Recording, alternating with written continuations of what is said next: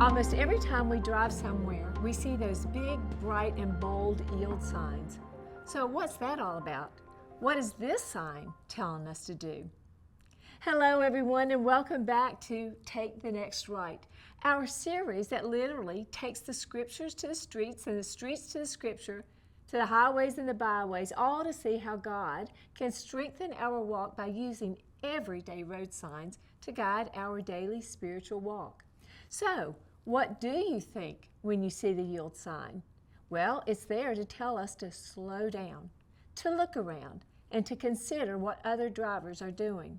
In the Bible, we find a related word to yield, and it's submit. The Greek word we translate submit carries the meaning to give way to. It's a yielding by our own accord. And don't you just love that last part? By our own accord. You see, that's how God treats us. He's not that parent who comes along and says, "You will do this because I say so." Even though we've said that to our children, I must confess. But God comes to us in a different way. He lays out the opportunity, and then He invites us to choose, to yield to Him or not to yield. I know it sounds simple, but as we all probably would agree, the choice can be a really hard one.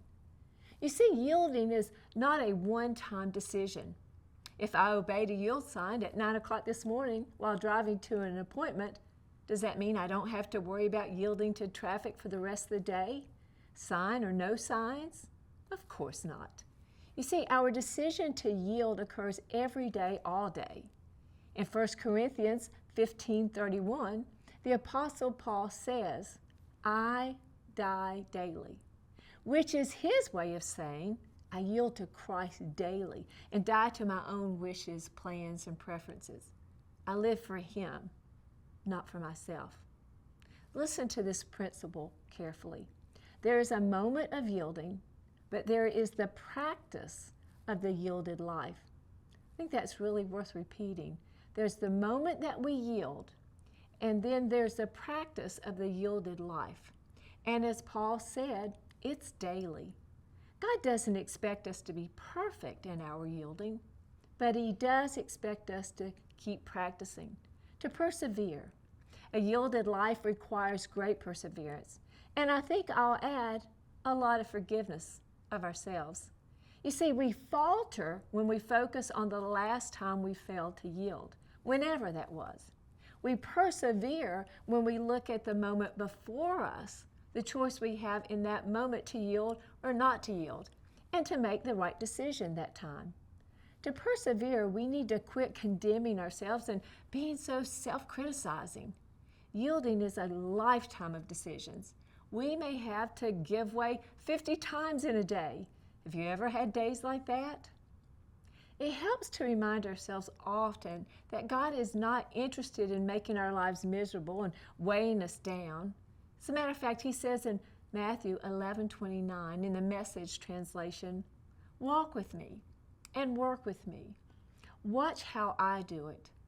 Learn the unforced rhythms of grace. I won't lay anything heavy or ill-fitting on you.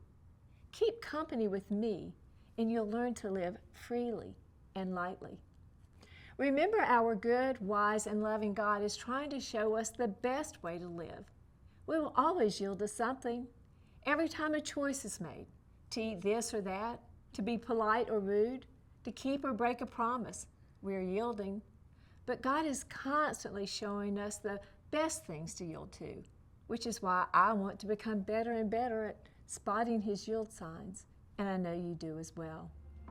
Well, friends, thank you for joining me as we continue to look at how God can use everyday road signs to guide our daily spiritual lives. I hope the message of the yield sign will strengthen your walk.